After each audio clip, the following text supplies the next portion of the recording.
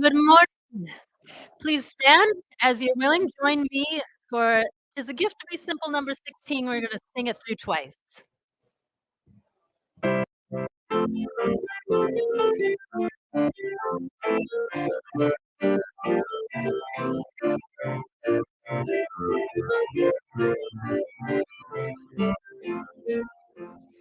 "'Tis a gift to be simple, 'tis a gift to break, 'tis a gift to come down where we want to be, and when we find ourselves in a place just right, to be in the valley of love and light. Light through simplicity and faith, to guide, to reach, and feel shape, to burn and burn, will be our light on that journey when we come round right. 'Tis a gift to be simple, 'tis a gift to be free, 'tis a gift to come down where we want to be, and when we find ourselves in the place just right, we'll be in the valley of love and delight. Light through simplicity and faith, to guide, to reach, and be a shape, to turn and burn, and be our light till my turn we come round right.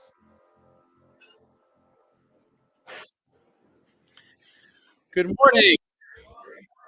Welcome everyone to the Unitarian Universalist Church of Spokane, where we join together to create a nourishing, liberal religious home and to champion justice, diversity, and environmental stewardship in our wider world, or, as we say, short, to create community, find meaning, and work for justice.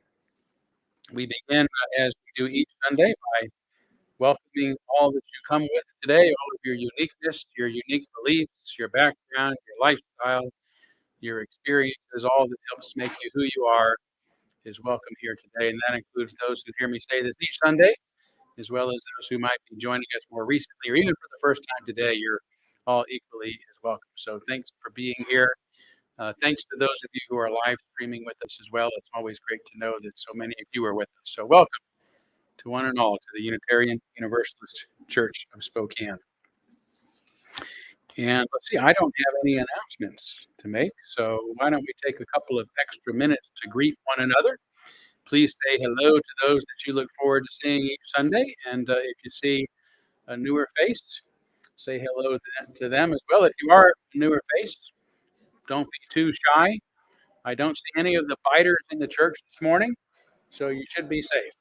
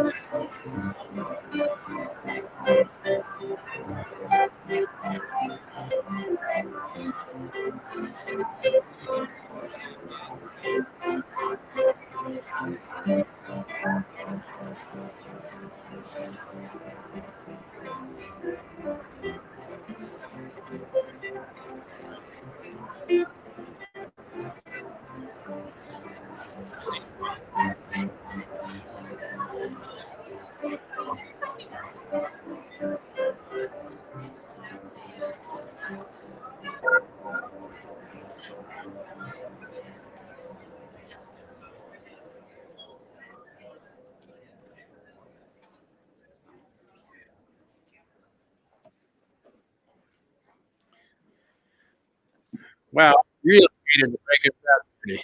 You guys are having fun. But fortunately, you can continue the conversation during our social hour following the service. So please stick around for that if you're visiting us for the first time. The coffee and tea is right behind that wall. We don't mean to hide it from you. Just want you to know that it's there. So please stick around after the service. But we are going to move forward now by lighting our chalice, the symbol of our faith, the symbol of our unity and our solidarity, of our openness and our inclusion, of our community and our individual uniqueness. May this small flame be our offering of warmth to those who are cold and alone, and a light to those in darkness. May it be a flame that ignites justice in our world and a beacon of hope to those in need, and may it reflect at least a spark of truth wherever truth has been lost and cast a healthy shadow of doubt wherever it's been found.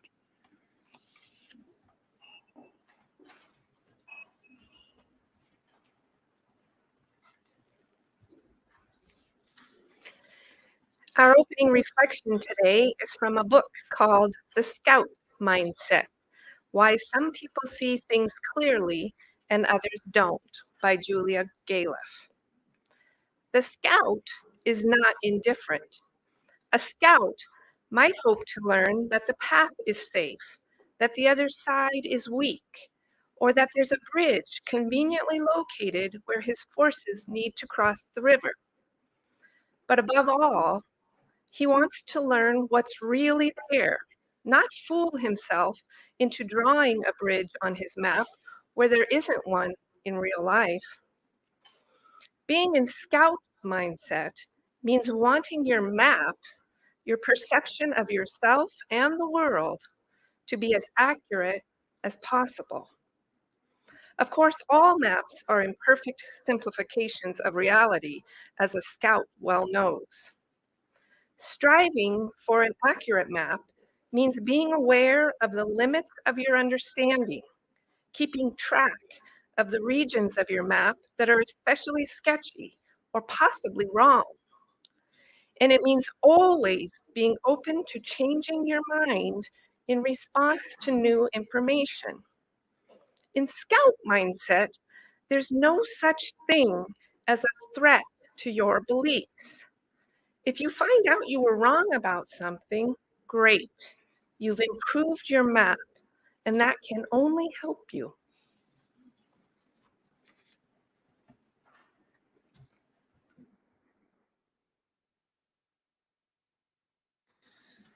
Please stand as you're willing and able and join me in this book, Lean on Me, number 1021.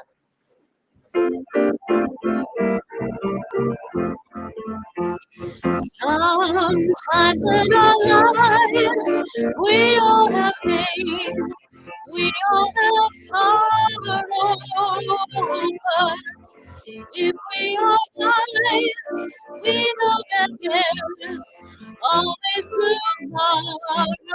Lean on me when you're not strong. I'll be your friend.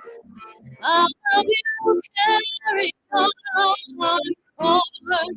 It won't be long till I'm gonna need somebody to lean on. Please swallow your pride. If I have things you need to find, You're the cause of your needs that you won't stand the trouble may not be. When you're not welcome, and I'll be your friend. I love you, carry on forward. It won't be long till I'm gonna need somebody to lean on.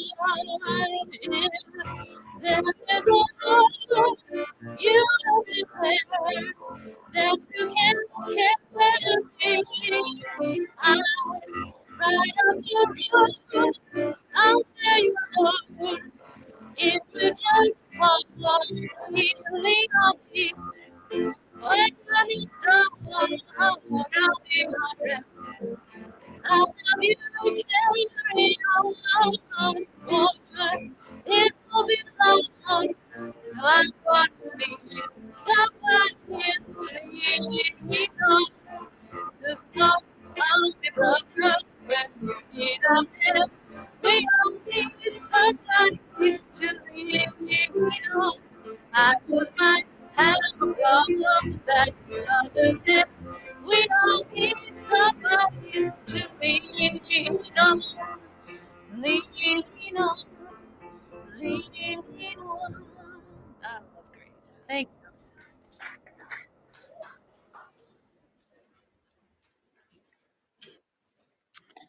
Thank you so much.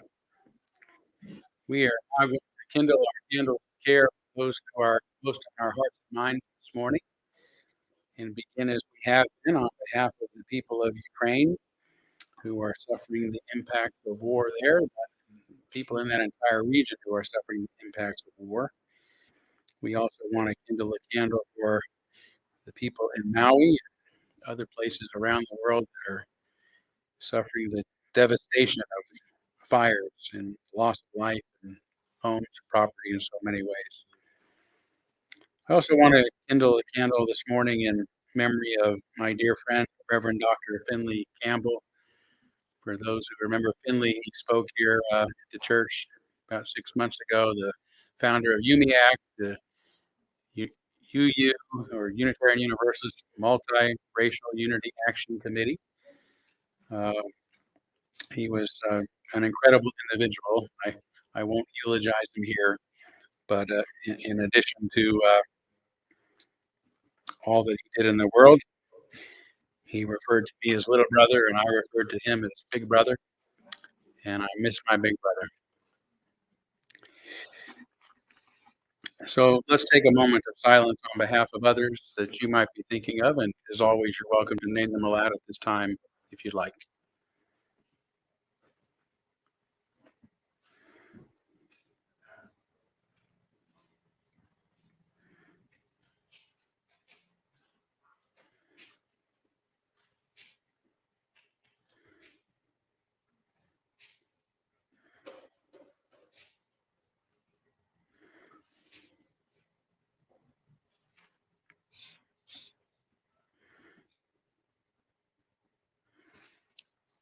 Those named aloud and those embraced in our silence, and all those who are suffering in our world at this hour, we hold in our community with compassion. Now, you probably noticed in your order of service, there's a special collections envelope.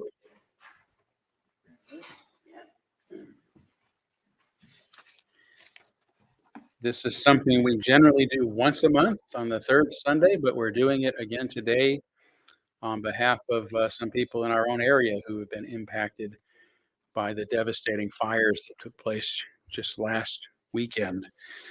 And we're going to make this contribution. This contribution will go to the Red Cross so that it will go directly to support their work with those individuals who lost their homes and suffered other consequences of those fires. So if this is something that you want to contribute to, and I'm sure many of you will, do put it in the special collection envelope, whether it's cash or a check or something like that. And you don't need to worry about sealing this. We will recycle or reuse the envelope afterwards if we can. If you are live streaming with us and you'd like to contribute, you can simply go to our church website and contribute and just put something in the memo letting us know that it is for today's special collection. So I thank you, as always, for your compassion and your generosity in advance. We now gratefully give and receive this morning's offering, which helps sustain this community and our mission to the larger world.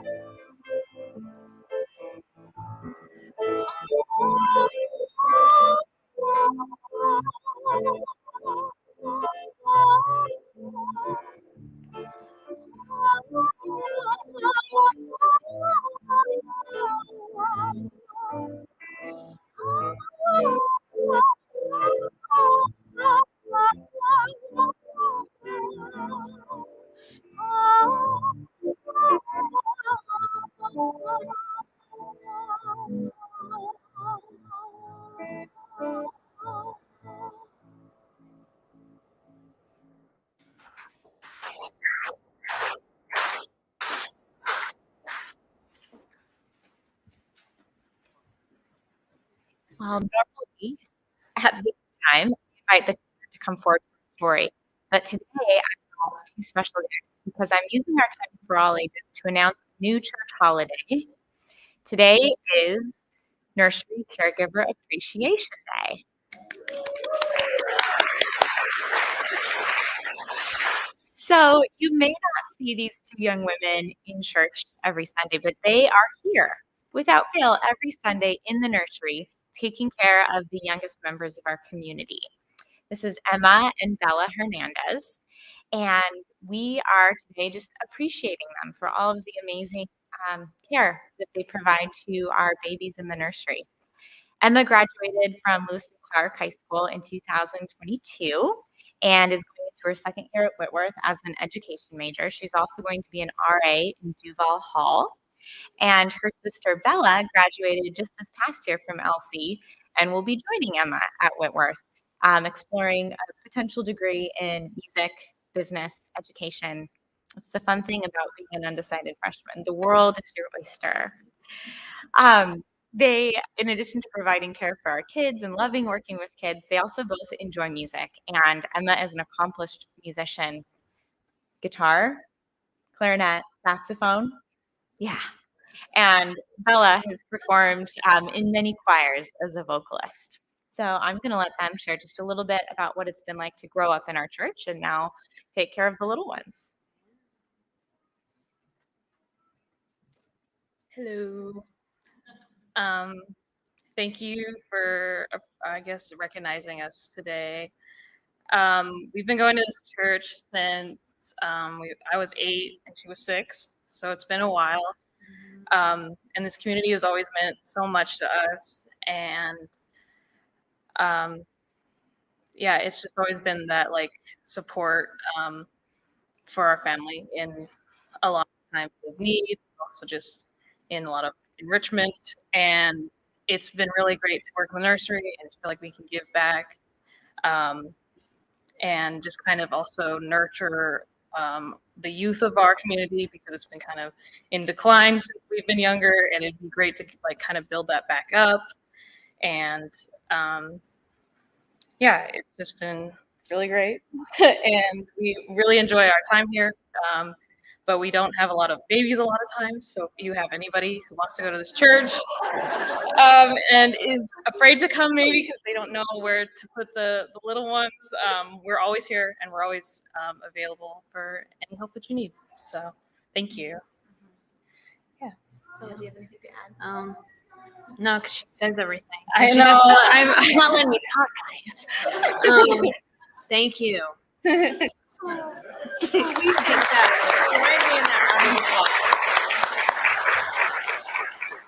And we're going to take this beautiful flower off of the pulpit now so that they can take care of it in their dorm room.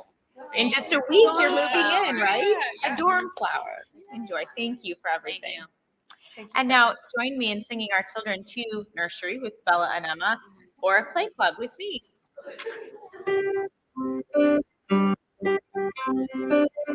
Go now in peace, go now in peace.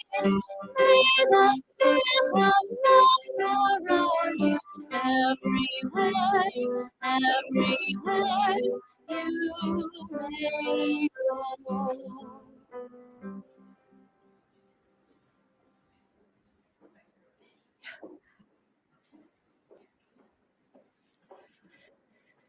As we move into a time of meditation, you're invited to find a comfortable, receptive position.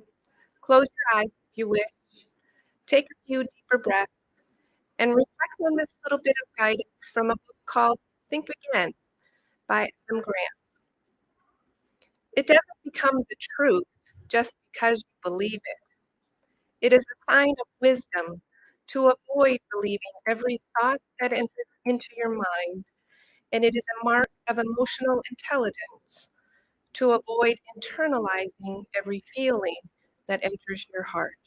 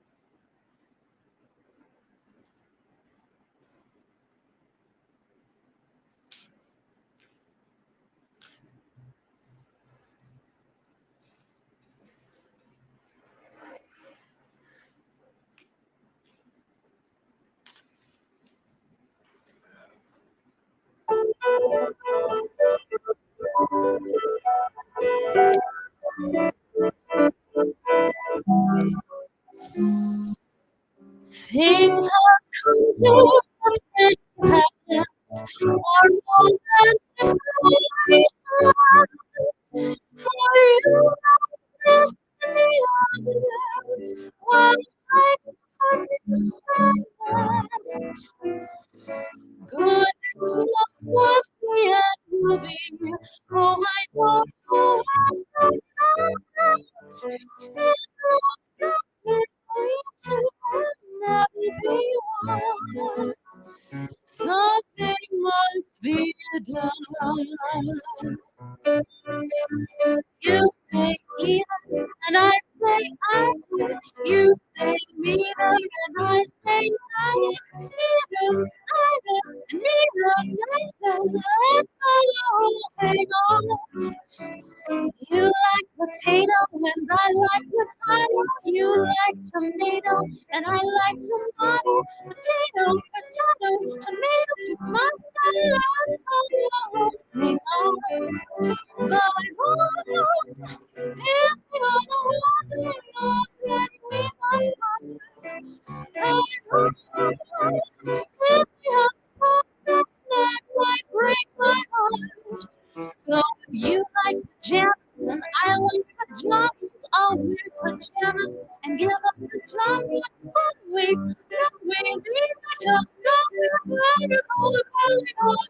let's start the whole thing over. You say laughter, I say laughter. You say after, and I say after. Laughter, laughter, after, let's go the whole thing over. And you like vanilla, and I like vanilla. You sarsaparilla, I sarsaparilla. Vanilla, vanilla, chocolate, strawberry. Let's go the whole thing over. But we go thing we must part. And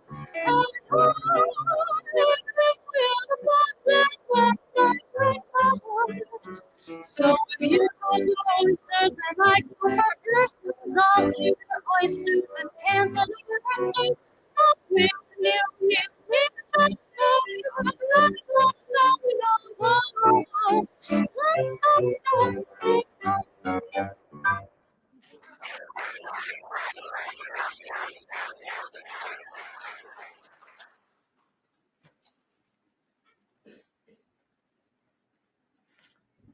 Thank you both so much.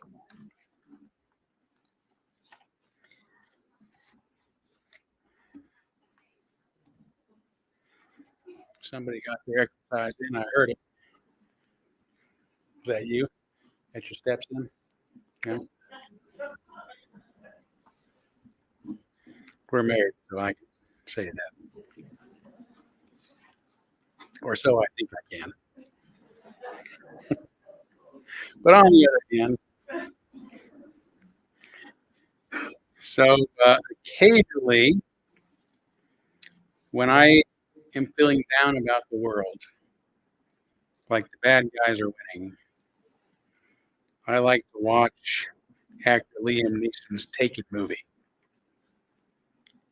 It's about a retired CIA agent, Brian Mills, who springs to the rescue of his daughter after she's kidnapped by human traffickers.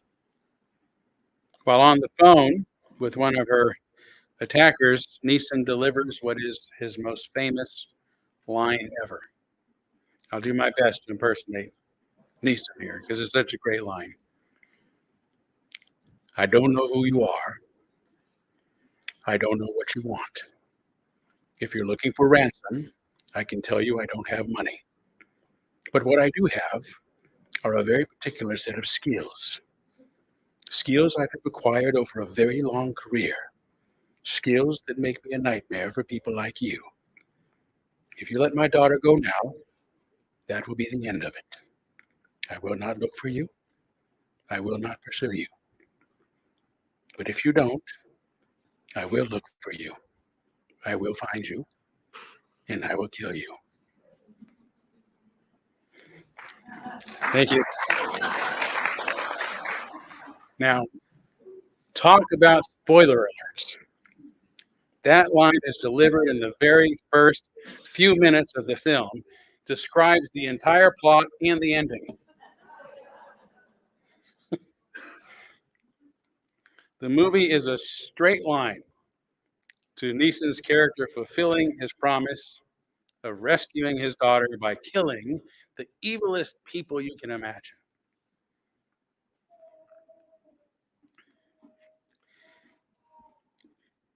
So there's no ambiguity at all in this story. There's a good guy, the bad guys who are so vile that we're relieved to watch them go. Now, Hollywood has a couple of tricks to help us walk out of a theater feeling good about having just witnessed the violent deaths of human beings. Both tricks accomplish the same thing by demonizing the villains so we don't have to acknowledge their humanity.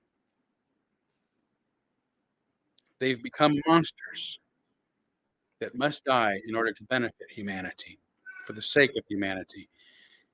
The other trick is to cover their faces with masks or makeup so that we can't see their humanity. I remember watching the recent Captain America movie. My favorite comic book character is a kid who piles up an immense body count by throwing dozens of masked Nazis off of an airplane with the ease of tossing away wadded piece of paper. Unlike Neeson's film, I found this disregard for human life disturbing and even stopped watching the movie. I wasn't convinced just because they were wearing masks that they weren't human beings. But the same trick is used more effectively and frequently in other movies, horror movies like Halloween, Friday the 13th, and Nightmare on Elm Street, as well as other superhero flicks like Batman and the Avengers films, whose villains are often not human to begin with, but jokers and penguins and aliens and demigods. In reality, the difference between right and wrong is seldom so discernible. And people, no matter how much we dislike or disagree with them, are a lot more complicated than Hollywood's masked villains and heartless psychopaths and monsters. 20 years ago, following 9/11, I was hooked on, like a lot of people, two hit television series. 24, about counter-terrorist agent Jack Bauer, played by Kiefer Sutherland, and The Shield, about a group of crooked cops starring Michael Chiklis. What I appreciated about these series is the moral ambiguity that I experienced watching them, the moral ambiguity I experienced internally as an individual. 24 was about a good man who was routinely forced to do bad things, terrible things to protect the country and those that he loved, things that slowly tortured his soul. The Shield was almost the opposite. It was about a group of crooked, violent, and murderous cops who often did good things.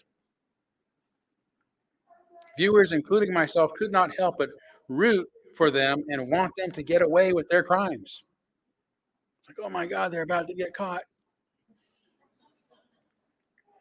I was emotionally conflicted and psychologically confused over these feelings. How could I want such evil men to get away with the things they were doing?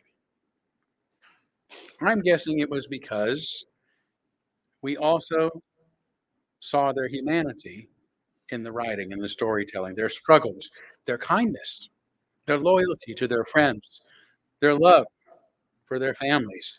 And we came to care about them as complicated individuals.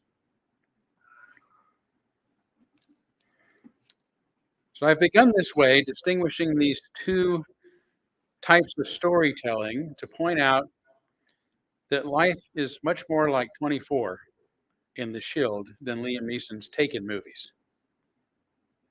The difference between right and wrong, whether ideological or moral, is seldom, if ever, easy to determine, especially when we acknowledge the humanity of others, even those we dislike and disagree with. Getting to what is true or right isn't a Hollywood plotline. The ideological choices that we make are at best based upon our best educated guesses. And our moral decisions are usually a choice between the lesser of two evils, the least of which is often difficult for us to determine. That's real life. That's the predicament that we're almost always in a state of ideological uncertainty and moral quandary. Some of us, however, like Liam Neeson's character, go about life as if they are certain of the truth and have absolute clarity about the right thing to do. So they feel justified in disregarding the ideas and ways of others, often dehumanizing them in order to achieve their own ends. This mindset and attitude leads to extremism, which may feel reassuring to its convinced and confident adherents, but leads to much woe and injustice for those who disagree with their extremist positions.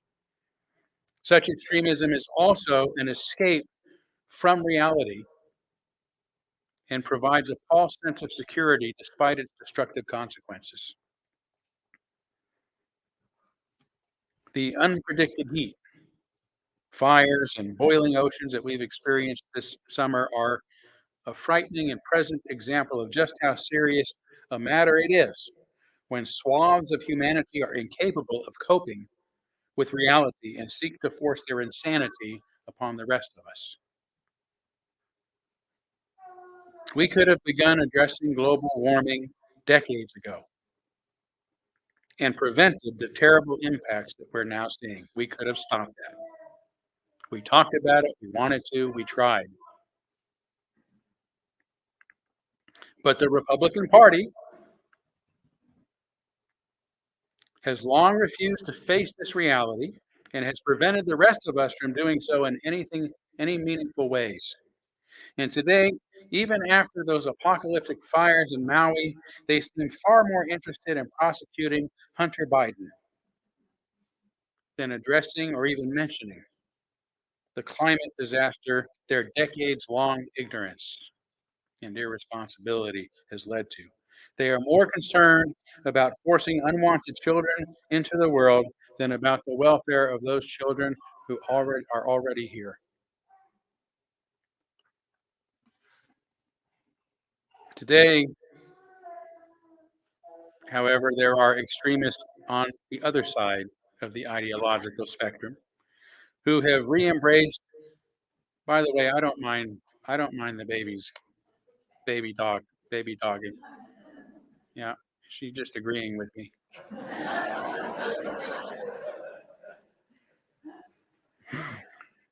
So today there are extremists on the other side of the ideological spectrum who have re-embraced the failed Marxist utopianism of the past, rebranding it as woke or wokeism. In their unconscious state, they ignore the evidence of the past and hate the present, which they are making miserable in order to create a future paradise or utopia that will be far worse than both the past and the present.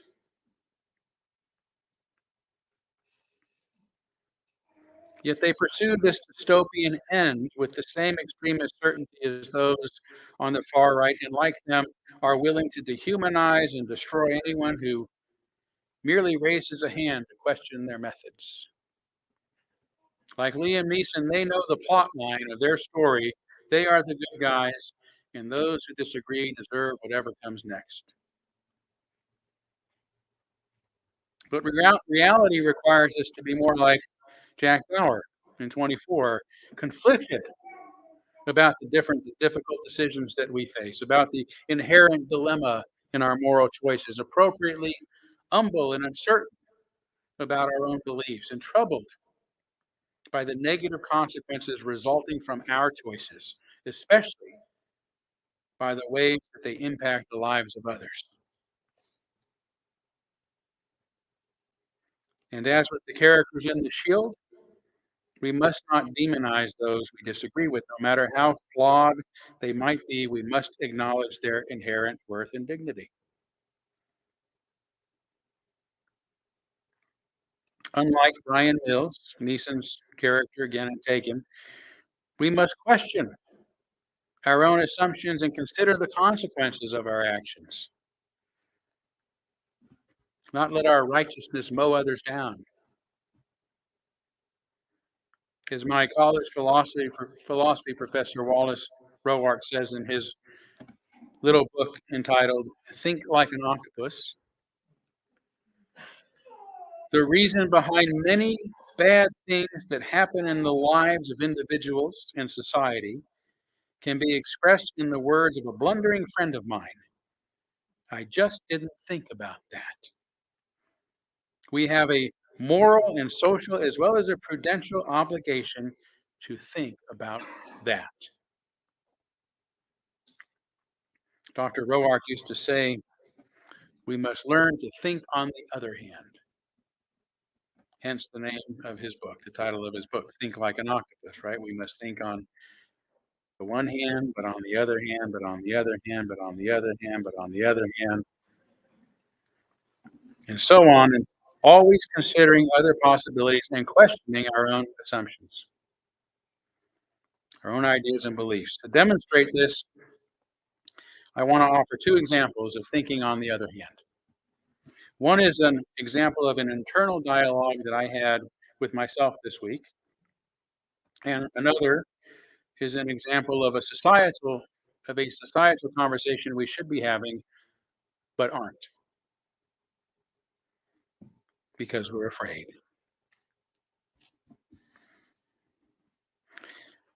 The first example involves a local story involving Spokane's mayor, Nadine Woodward, who got a lot of bad press this week, as I'm sure many of you noticed after being photographed on stage while allowing herself to be blessed. There it is right there.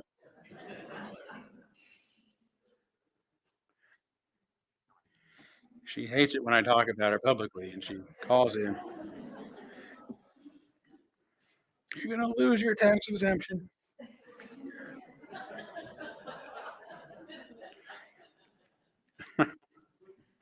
Anyway, she was photographed on stage allowing herself to be blessed and prayed for by former Washington State Representative Matt Shea. For those who don't know who Matt Shea is, he's an extremely militant, right-wing Christian pastor who calls for Washington to be divided so the eastern half can become a Christian state.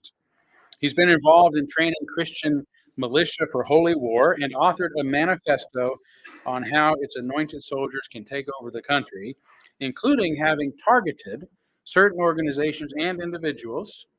He's so extreme that his own party kicked him out. When can you remember that happening?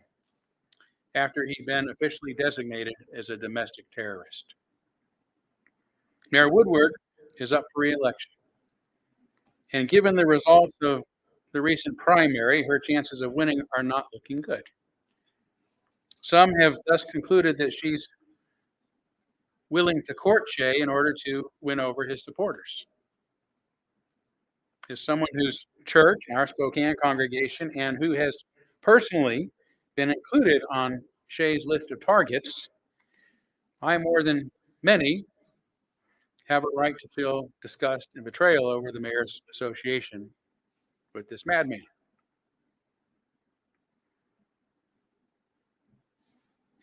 But on the other hand, I have often imagined having an opportunity to meet with Matt Shea and to ask him why I'm on his list. My purpose would be to help him see my humanity and perhaps consider that others on his list might be just as human. Perhaps he would ask if he could pray for me during such an encounter. And I'd say yes, out of respect for his religion and appreciation for the gesture.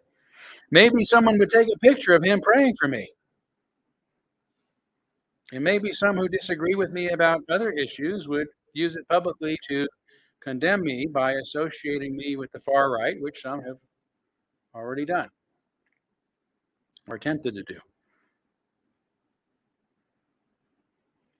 But on the other hand, Mayor Woodward is a politician running for re-election, and her decision to meet with Shea wasn't to create mutual understanding, some say, but to appeal to those who agree with him so she can get every vote she can. As her opponent, Lisa Brown's campaign says, Shea and his supporters' dangerous rhetoric against members of the LGBTQ plus community and view on reproductive rights and many other issues are wrong for Spokane. Mayor Woodward's poor judgment in joining them is inexcusable. Statements like this make Woodward's actions hard to defend. But on the other hand, guilt by association is a logical fallacy and one of the oldest political ploys in the book. The GOP's obsession with Hunter Biden to discredit his father is a case in point. And the statement by Lisa Brown's campaign came in the form of a mass text less than 48 hours after the story broke, and it concluded by making a pitch to vote for Brown and to join her campaign. It also seems only fair that we should take Woodward's own statement on the matter into account. I am deeply disturbed that Matt Shea chose to politicize a gathering of thousands of citizens who joined together yesterday to pray for fire victims and first responders. Woodward says, I attended the event with only one purpose in mind, and that was to join with fellow citizens to begin the healing process.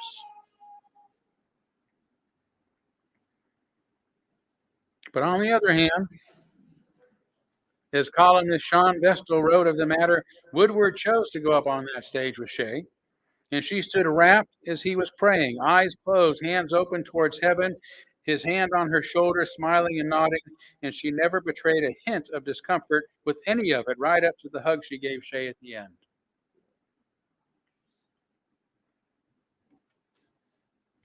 Yeah, you'd think that would settle it, but on the other hand, I'm a hugger. And if Matt Shea and I ever had the kind of positive encounter I hope for, no matter how much I might continue to disagree with him, I would probably hug him too. As the Unitarian saying goes, we need not think alike to love alike. It is possible for me to love people I disagree with. If I can root for the bad guys on a TV show, surely I can embrace the humanity of those I disagree with in real life.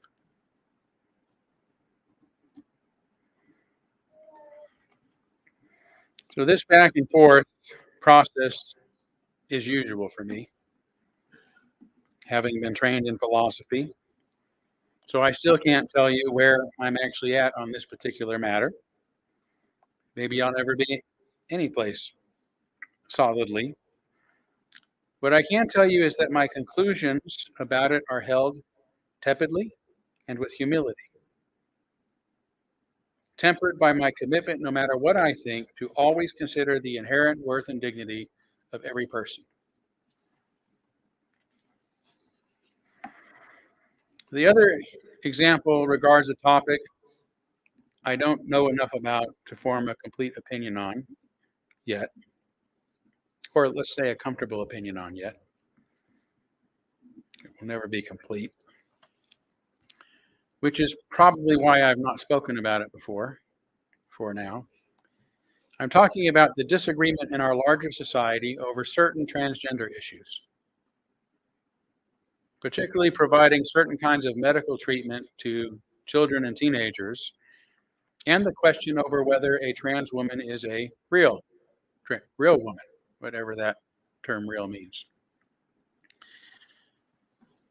On the one hand, I have more than one colleague who has a transgender daughter, a child who was born biologically male but identifies as female. They have been supportive of their child's identity from the start by immediately referring to them by the pronouns and names they prefer, sought professional advice, and allowed gender-affirming medical interventions while they were still minors. And their children are now adults and live as trans women. On the other hand, as parents, they have serious concerns about giving medical treatment that might have permanent effects and potentially negative effects to their kids who were still maturing and still figuring themselves out.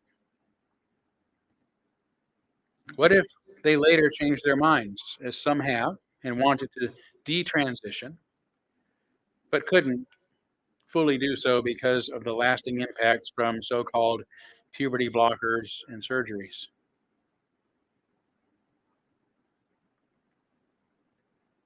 But on the other hand, they were told by the professionals that trans kids who feel unsupported are prone to suicide, and not treating them risk their lives. A potentiality that would frighten any loving parent. But on the other hand, is a parent or primary caregiver unsupportive and unloving simply for saying no? Not now? Let's figure this out together? I've known of many non-binary binary teenagers who were utterly rejected by their families, particularly in the past, many of whom were forced to leave home, maybe end up on the streets at a very early age. And that kind of cruelty and rejection of one's very being by the people who are supposed to love them and care for them most can certainly lead a child or anyone else into some very dark places. But is a parent who wants to support their kids and is doing their best to figure out how best to do so, but isn't quite sure what this means, automatically unsupportive and uncaring?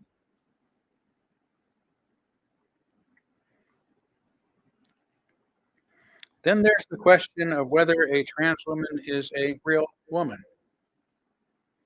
On the one hand, I have dear friends who are trans women, and I couldn't possibly relate to them as anything but women. They are as healthy, mature, functional, and wise as anyone I know, even more so in some cases. I relate to them as women because that is how they present themselves, and it would feel unnatural for me to see them in any other way. Thank you for that. Amen.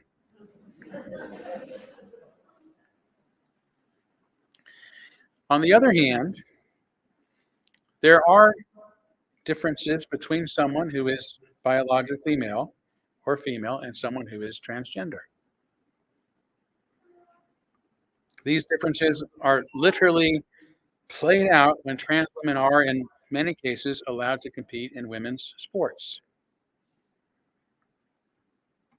Is it fair to allow those who have retained some of the physical abilities of having been born biologically male to compete against biological females? That's a question. I appreciate your opinion on that. Especially when the results often show that they are able to leverage those abilities to overwhelming advantage. On the other hand, gender is just a cultural invention and isn't rooted in any kind of specific or physical reality, or so some have argued. But on the other hand, what of biological women who have fought for equal rights, equal opportunities, and equal recognition for centuries? Women whom, after making, I should say, great strides, are again being told by some that the only difference is that they're able to get pregnant, reducing their gender to the significance of a petri dish or incubator.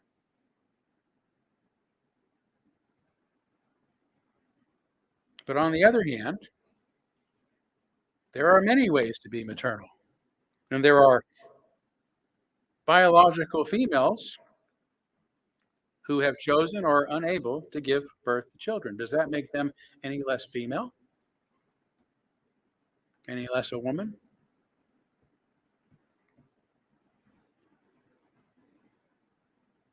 But on the other hand,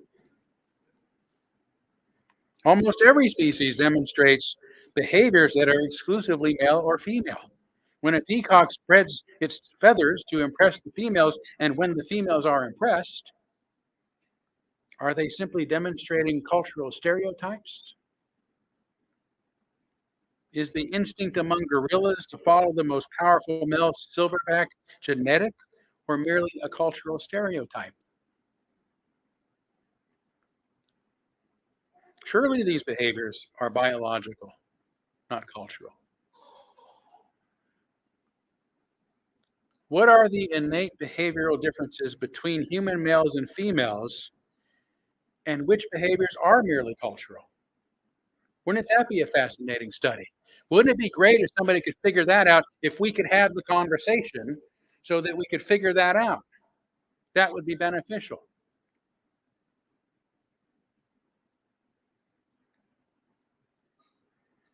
But we're not able to ask. We're not able to talk about it. It's not safe, it's harmful. Get canceled.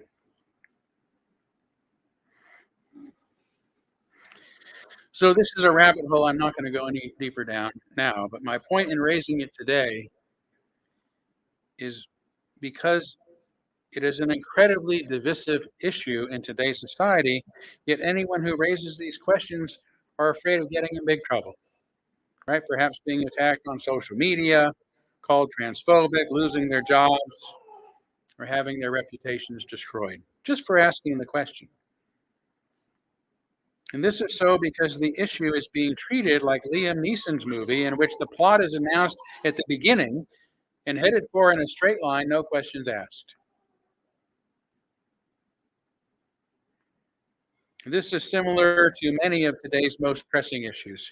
Too many of us are unwilling to question ourselves, let alone allow others to question us. So we are divided on ideological lines. Instead of learning and growing through genuine dialogue, we hold to the pre-written plot line, demonizing those we disagree with, the bad guys in the process. If you disagree with me, you're the bad guy. And you're not human, and you don't deserve to work, and you don't deserve to be told the truth about, and you don't deserve to have a good reputation in the community.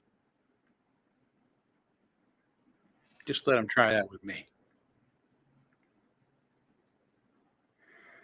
which they have.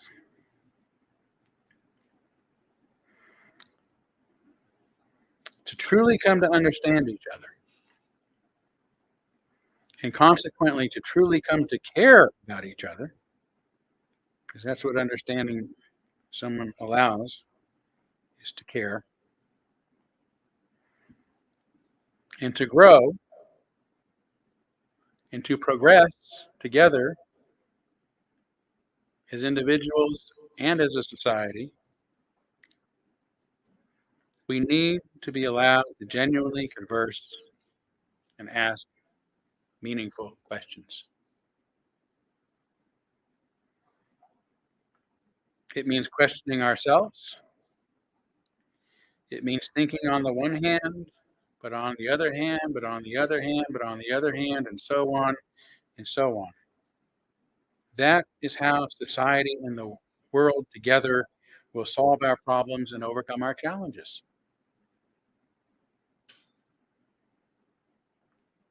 It's how we will grow as individuals, and it is the only way that we will truly come to love one another. It is the only way that we can love one another, to understand each other. But on the other hand, thank you. Thank you.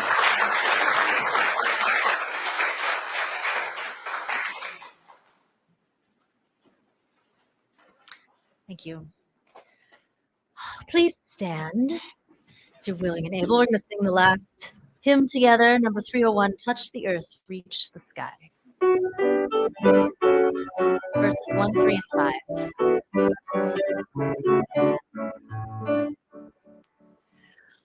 Touch the earth, reach the sky, walk on shores where spirits fly, over the ocean, over the land, our faith and quest to understand. Touch the earth, reach the sky, all are born and all shall die. Now is the time left in between to follow the star, to build a dream. Touch the earth, reach the sky, soar with courage and pride. Spirit flowing as we fly to touch the earth, to reach the sky.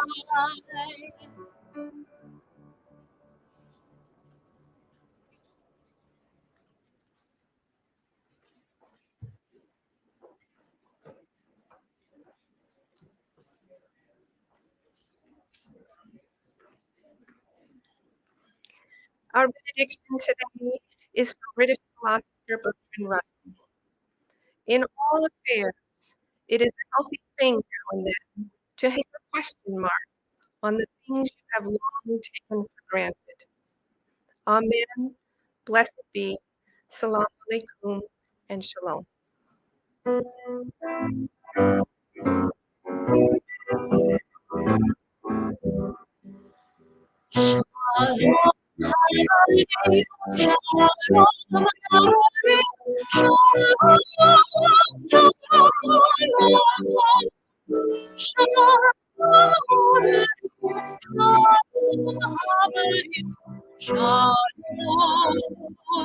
Shalom.